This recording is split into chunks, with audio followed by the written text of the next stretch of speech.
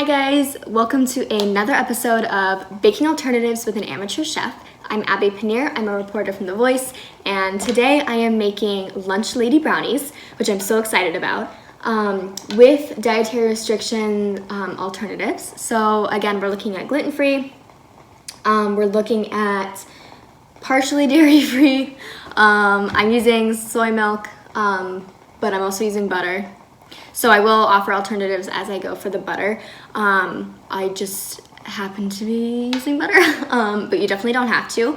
This is also nut-free, and I think that's it. Gluten-free, dairy, half dairy-free. This is not vegan. I know I've done some vegan desserts in the past. This is not vegan. We're using eggs, so sorry.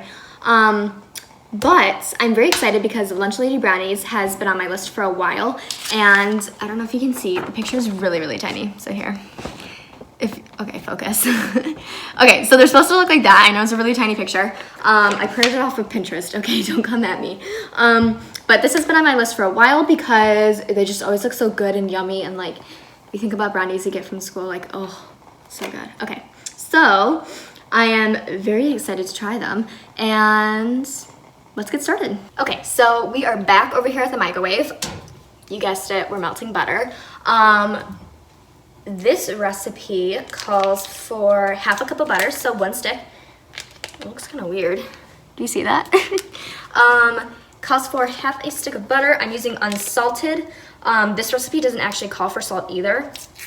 I don't know how much of a taste difference it would make if you used salted butter. Let's see, I'm trying to fit it in this bowl. It's kind of tiny.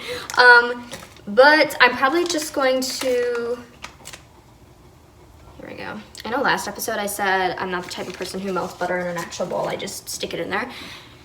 I'm living and learning. I'm putting it in a bowl. I know you're so proud of me. What was I saying? Oh, half a cup of butter, which is 1 stick. And yeah, I'll probably do around 30-second intervals. We'll see. All right, so while my butter has been melting in the microwave, I have started to add some of my dry ingredients. This is 1/4 cup of cocoa powder. Sorry, the lighting is like going crazy right now, hold on. So, there we go.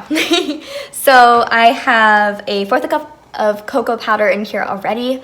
I know it looks like not a lot, I just have a huge bowl. And I'm adding my half cup of melted butter now. I'm gonna let it sit, I think, for a few seconds just to kind of cool off. That way it doesn't like make a weird clumpy mess. And then we'll start stirring.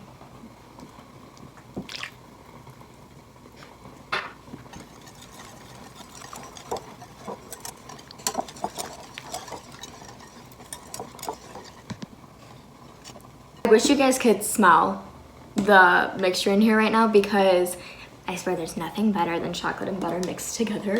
It smells amazing. Okay, it's nice and glossy and there's no lumps or anything, and you don't want that. You want a nice blended mixture. I am now adding, ooh, hold on. Okay, this is not the way you're supposed to do flour. I'm just super lazy. How you're supposed to measure flour is you're supposed to scoop with like a spoon or some sort of, what else? A spoon. I'll just go with a spoon. You're supposed to scoop the flour in with a spoon or something else and then level off the flour because of some reason that I forgot from health or from foods class. But I will level it off. I'll do that. I just don't want to dirty another utensil. But I'll level her off. And I have my 1 cup of gluten-free flour. There are a ton, a ton of gluten-free flours out there. King Arthur, Red Mill, Cup for Cup. And then with the other dry ingredients, I am going to be adding, oh wait, I already have it out.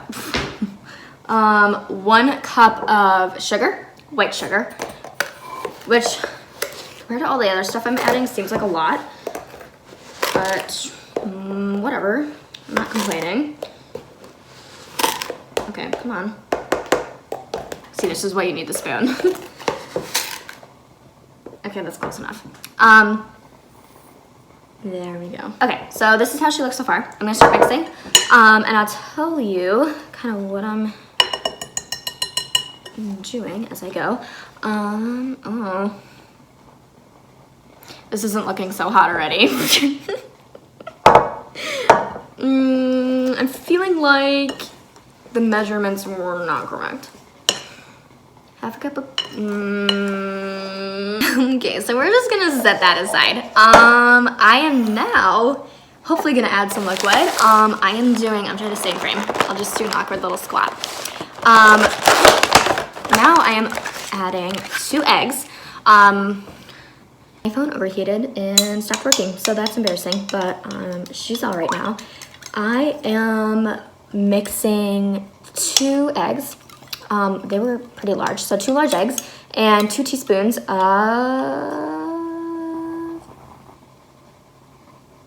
vanilla extract.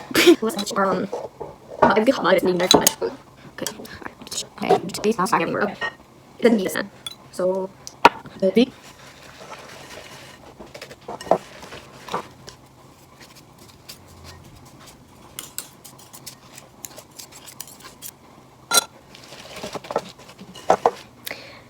okay, so that's it. All I showed on camera, that's the batter. I'm just, I don't think she's supposed to be lumpy. It says that the batter's supposed to be thick, but it doesn't say anything about lumps. So my expectations are sinking. But it smells good, so it has that going for it.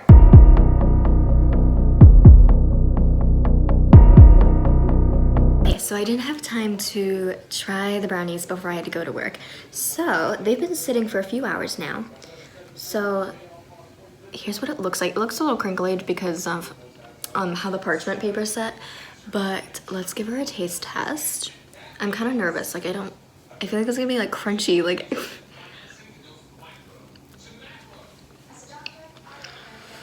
Okay. Okay, it's not bad. It's very rich, but it's not like the best brownies I've ever had. Like, oh my gosh, I will save this recipe forever for my great-grandchildren. Like, I don't know. So it's really up to you, I guess, what your preference is for brownies. I will link the recipe right down below. And yeah. Try at your own risk, I guess. Hopefully yours, if you try it, turns out better than mine. But yeah, I know they'll definitely be gone by tomorrow though, because my family eats anything. But yeah, Lunch Lady Brownies with baking alternatives. I will see you next time, and stay sweet.